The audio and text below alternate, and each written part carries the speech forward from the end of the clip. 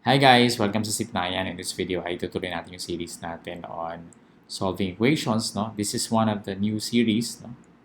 Or new series type kung saan yung code ay merong X. No? So for example, ang code nito ay EQX. Makikita nyo yan sa video. No? And pag meron kayong nakikitang X, starting from now, ibig sabihin yung series na yan ay part of a ibig sabihin ang video na yan ay part of a worked example series. So, ang worked example series ay nagpo-focus siya on how to. No? Hindi siya masyado sa concept. So, mga methods, mga procedures, no? Yan ang kanyang focus. Okay, so to start our worked example, let's have letter G. No? So, pag ganito, dalawang pwede natin gawin. Una, nabanggit ko ito sa previous video, di ba? We subtract 1 from both sides. So, magiging negative x over 6 equals. So, kumpletuhin natin. So, meron tayong plus 1. Diba ito yun? Then, magma-minus 1 tayo to eliminate this. But this is an equation. So, kung nag-minus 1 tayo dito, dapat magma-minus 1 din tayo dito. 4 minus 1. Pareho dapat pa equation. So, negative x over 6, 1 minus 1 is 0, no? And 4 minus 1 is 3. Okay? Nalalaktaw na ako dito. Dapat dalawang steps yan, di ba? But, I have a negative dito.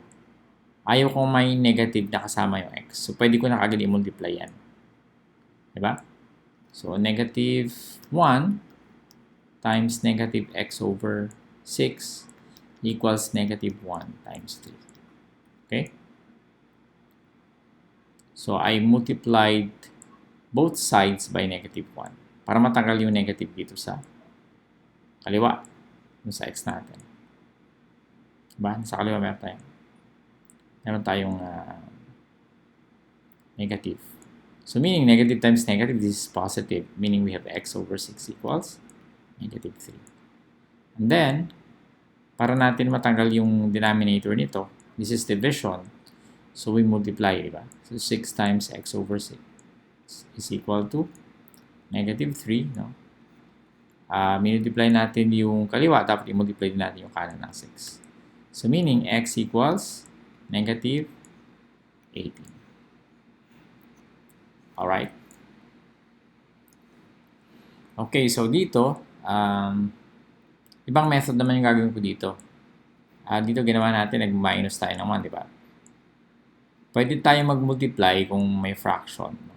At isang fraction lang. Pwede natin i-multiply both sides by the denominator. So, for example, I multiply everything by 5 here. So, by 5. What happens? Yung 5 times x over 5 is simply x. 5 times x over 5. Magpaka-cancel yan, di ba? And then, meaning, 5 minus, 5 times 3. This is 15, di ba? So, maging x minus 15. This is equal to, what is negative 2 times 5? Negative 10, di ba? Which means that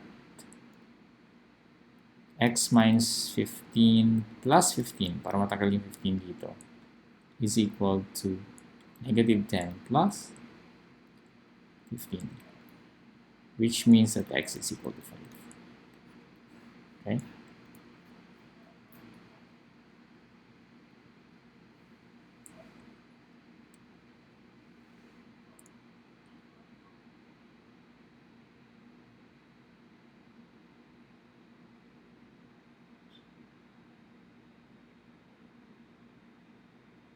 Alright? Tama ba tayo? Itignan ko, no? So, multiplying both sides by 5, we have x. And then we have a 15. And then, since negative 2 ito times 5, this is a negative 10. So, x minus 15 is negative 10. And I have to add 15 from both sides. I have x equals 5.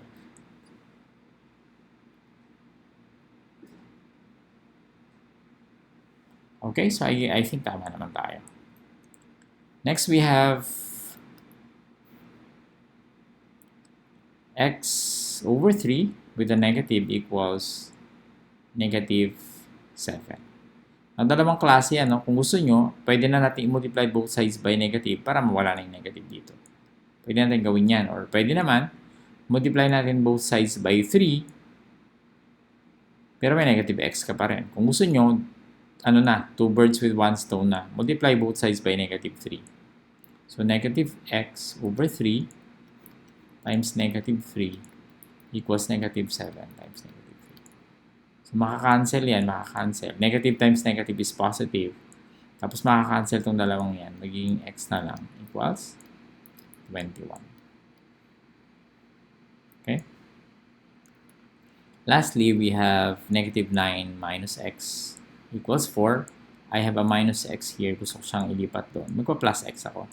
So, negative 9 minus x plus x equals 4 plus x. So, nag-add ako ng x dito. Dapat mag-add din ako dito. And then, the minus x and the plus x is 0. So, negative 9 equals 4 plus x. And para x na lang dito, ano gagawin natin? Mag-minus 4 tayo. Negative 9 minus 4 equals 4 plus x minus 4. Which means that x is equal to negative 13. Alright? So, sana ay tama, no? Medyo, I'm already dozing off. Nantok na ako. Sana tama yung aking pinagsusolve. Okay? So, anyway, hindi ko naman ito upload pag mali. So, sigurado naman yan. Pag na-upload ko, ibig sabihin, tama yun. Okay, bago tayo mag-end, we have to invite ko kayo, no, sa ating YouTube channel, youtube.com/user/ziplinepage. Our Facebook page at facebook.com/ziplinepage and our website at zipline.com. Maraming salamat. I'll see you in the next tutorial.